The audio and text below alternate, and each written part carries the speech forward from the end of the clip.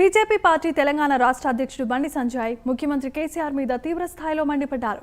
సూర్యాపేట జిల్లా తిరుమలగిరి మండలం కేంద్రంలో ఏర్పాటు చేసిన విలేకరుల సమావేశంలో ఆయన మాట్లాడుతూ కేసీఆర్ తన కూతురు కవితను లిక్కర్ స్కామ్లో నుంచి కాపాడుకోవడానికి సర్వ ప్రయత్నాలు చేస్తున్నాడంటూ ఆరోపించారు.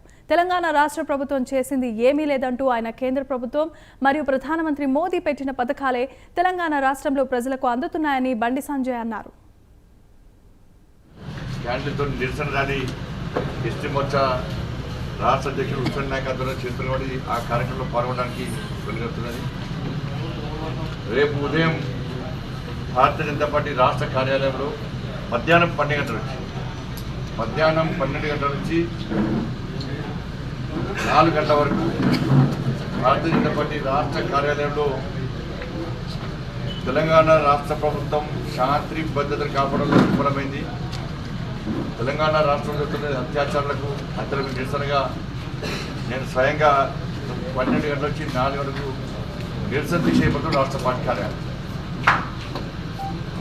ముఖ్యంగా కరీంనగర్ నుంచి బయలుదేరిన తర్వాత చాలా తండలో ఆపింది.